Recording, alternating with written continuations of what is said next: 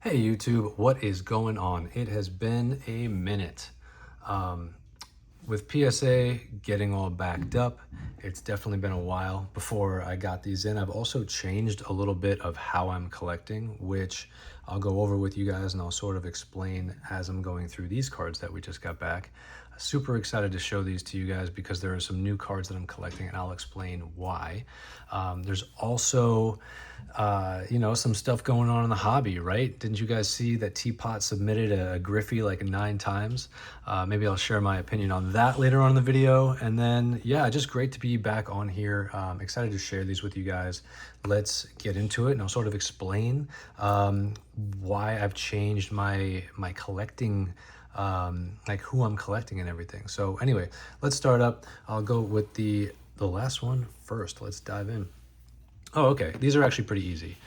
So I ended up getting 10 of these. And I don't know if you guys have ever had to send back cards through Topps Now, but I got 10 of these. And then 5 of them were actually like damaged. Like they all had like dents in it. It was pretty bad. So I sent them back to Topps. Topps sent me 5 back, same card, but 2 of them were damaged. So I sent 2 of them back. And now I'm waiting to see if they're going to send me the same thing. At this point, I'm like hoping maybe they throw in something else. I don't know. I doubt it. But I did send in 3 of these in this order. And I believe, yeah, these are the 3 we'll start out with here. So honestly, love Ohtani. Who doesn't? This was a really iconic moment for him. So I felt like, why not scoop up a couple? I'm not a big Topps Now guy. You won't see me on there buying a bunch. To be honest, I maybe unpopular opinion, but I'm also not a huge fan of Fanatics and what they've been doing for the hobby. We can get into that if you guys want. Drop a comment below. I'm happy to share my opinions. But yeah, this is the one where he hit the 3 runs, the 3 home runs, multi-home runs, writes history. Yeah, so we got 3 10s here. I don't know what they sell for. I might sell one. I'll probably hold them for a while though, just to have him. I think why get rid of Ohtani? Everyone's holding Ohtani because he seems to be the only guy where everything keeps going up. So I'll hold on to that for now. Let's move on to the next one. All right, next one. Oh, there we go. I submitted a Griffey. The Griffies were sort of exploding in prices and I wanted to get a couple before it got too late, right? So I've actually been trying to get a 10.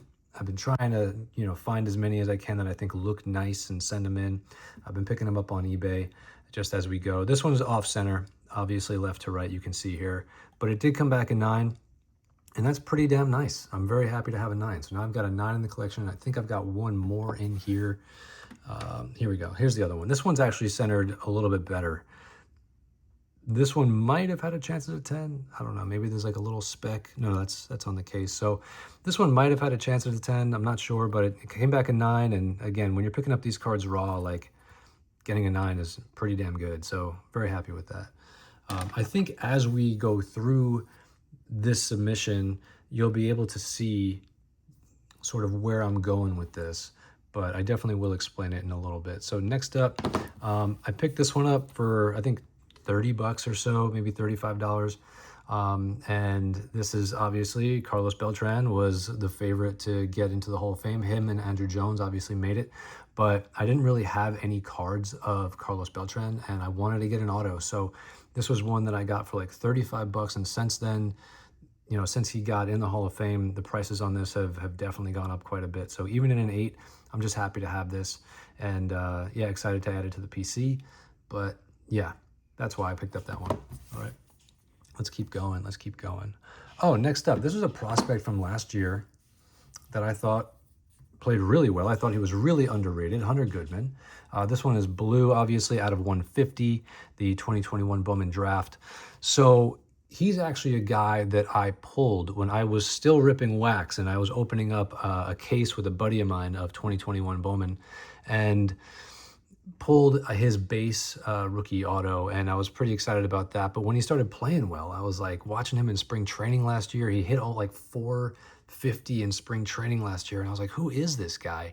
Had a phenomenal year. I believe he was an all-star last year as well, and I just wanted to have one of him because I think he's one of the guys right now that's maybe no longer underrated, but certainly last year when I picked this up, he was definitely an underrated player and worth picking up. So I got this one. It came back at 10. Super happy about it. All right, putting that one up here.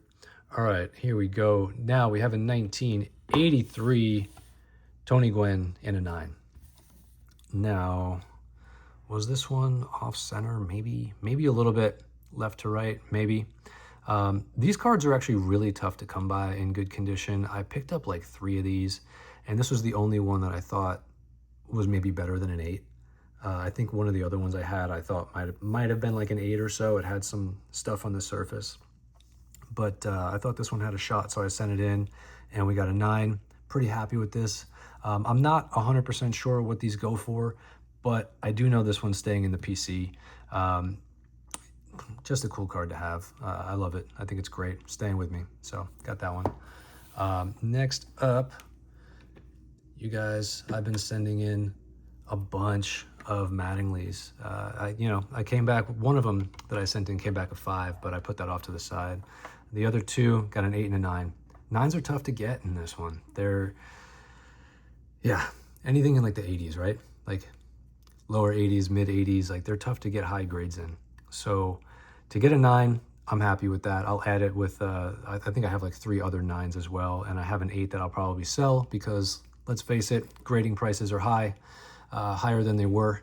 So if I can sell a couple things here to make up for it, then that's probably a good move. Maybe that's why I was thinking about possibly selling like one of the Ohtanis. But anything that I move, I put them up on eBay. I don't typically sell a lot.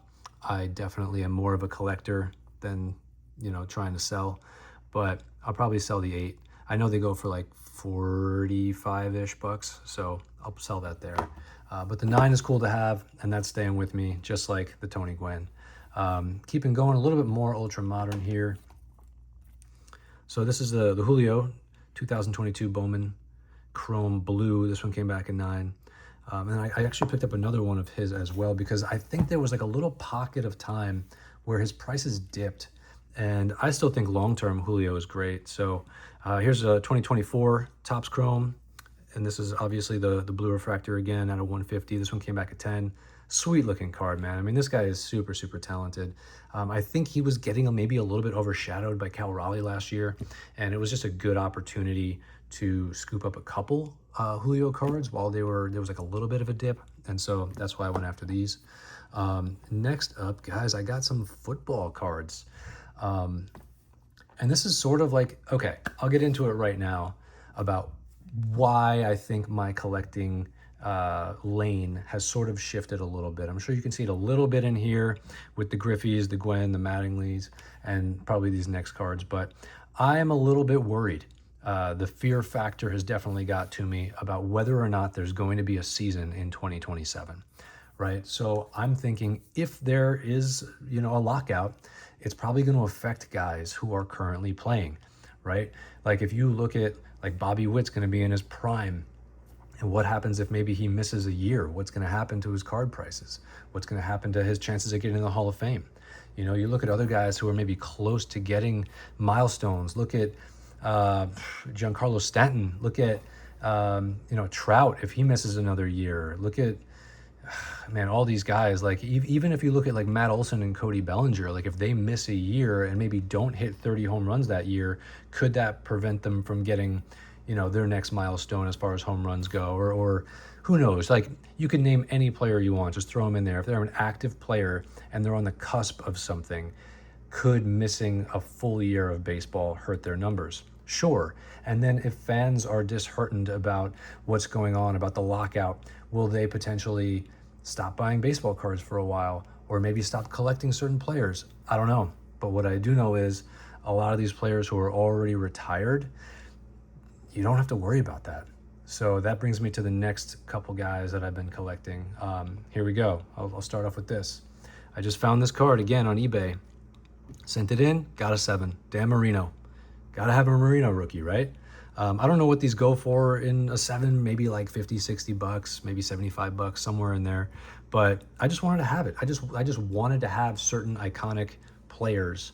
And I think I started picking these up around like football season. You know, it's been a while to get these cards back. So that's why I'm doing this now. It's definitely been a minute. And I have a bunch of orders at PSA right now that I know it's going to take time. I think my next order is like due back to me like late May, you know. But here, got the Dan Marino. And then, of course, after Dan Marino, I wanted to get a Joe Montana. And this one came back as 6, and I'm okay with that. I actually thought this one might have been, to be honest, I thought this one might have been like a 5, but I'm very happy with the 6. I'll take the 6 all day. Just wanted to have one in my collection. Now, if I can ever get one in better condition down the road, great. But wanted to have one for me and was able to do that. While I was picking these up, I found an Archie Manning that I thought this card looked super, super nice and just really clean, and sent it in, and we got the 8, and I'm happy with that. I mean, I don't know, maybe there was something, I don't know why I got the 8. I do see like a little tiny thing over here, but overall, hey, look, 1976 8, I will take it all day. This is not a super expensive card, but obviously with Peyton and Eli, wanted to get Archie. All right, let me see what else I have in here. Oh, here we go. Of course, with these two guys, with the Marino and with the Montana, I wanted to go after an Elway as well. Now, these are really tough to get in high grades. There's usually a lot of stuff on the surface. Really, really tough to get. So again, just getting an 8 was great. I thought maybe it had a shot at a 9. In fact, I actually submitted 2 of these and they both came back 8s. So, hey, look, like I said, happy to have them. I'm not sure what it would take to, this one might be like a corner thing. I think I see something on the corner there, maybe the top 2 corners. So that one definitely, I think, would be an 8. This one maybe had a shot at a 9. It looks really, really clean. Oh, there it is. That's why I got the 8. It's got that surface thing right there. So there we go. But 2 8s and Elways, really, really cool. A little bit of football, little bit of football. And then back to the tried and true. I've got another Mattingly 9 here, right? Cool. Just gonna add this one to the pile. Maybe I will sell this one since I got another one here. Maybe that'll help pay for the grading fees a little bit. You know, it gets pricey. I also submitted a Nolan Ryan, and it's been a while since I've found a Nolan Ryan that I thought had a chance at a 9. And I really, honest to God, thought this one had a chance at a 9.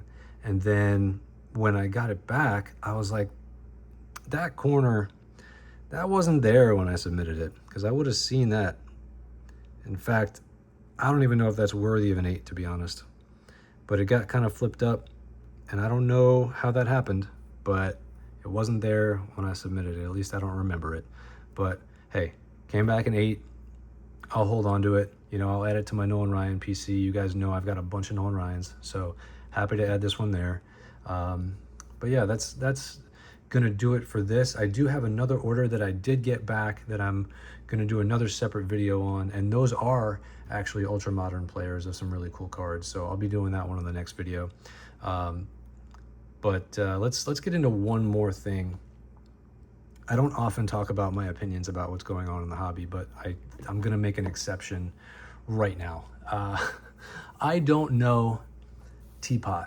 I don't know him. I don't know him personally. This is not an attack on him or anything about that, but I feel like I should share my opinion on what I think happened, because I think when we all watched that video, we were all triggered in one way or another to either say, you know, grading's a scam, or, you know, what's going on here? How do you get all these different opinions?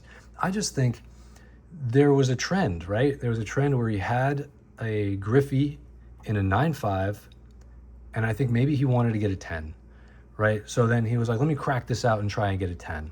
So he submitted it to like 3 different grading companies, didn't get the 10. In fact, he got 2 9s, I believe, and didn't get a 10. And then he kept trying to crack it out, and eventually he ended up, it ended up in a Beckett altered slab after getting a 6 somewhere and an 8 somewhere. Now, I'm not gonna say that he's responsible for any type of alterations. I'm not saying he altered the cards or anything, but what I will share is that when you crack cards out of slabs, whenever you do that, you risk damaging the card, right? Now, being that it was cracked out seemingly like 8 or 9 times, I'm just saying it's possible that something could have happened to the card to damage it in that way. As well, there, as you guys know, if you submit a lot, there are times in where you submit a card and that card gets damaged by the grading company. Now, whenever that happens, it's always an accident. They're never trying to damage your cards, but it does happen from time to time. So being that this card was cracked out and resubmitted, 8 or 9 times, I just think there is a really good chance that that card went from, a 9, possible 10 condition to then being altered.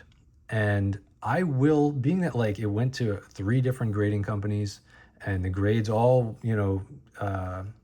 they all started going down, right? You got the 9s and then 8s and 6s, and eventually they all kind of wound up saying, you know what, this card is altered or trimmed or something. Now, again, I'm not blaming anybody. I'm just saying that the card clearly was altered in the process of those 9 submissions, and it was probably done either cracking it out or putting it in the holder, or somebody altered it. Let me know what you guys think in the comments below. I know it's a bit of a hot topic, and again, I do not know Tpot. I would love to have a conversation with him, but I don't have any ill will towards him. I'm just kind of digesting all the information that was given and giving you guys my opinion. Anyway, thank you guys very much for watching. I will have another one up for you soon now that I've got some submissions coming back, but I think, as you guys can kind of see, my collecting style has changed. It's not all ultra modern anymore. We've definitely got a pretty good mix here. A lot of it is going to be sort of like 80s cards and players who have already played and retired and, maybe now in the Hall of Fame. So again, thank you guys. I appreciate you, and I'll see you on the next one. Bye, guys.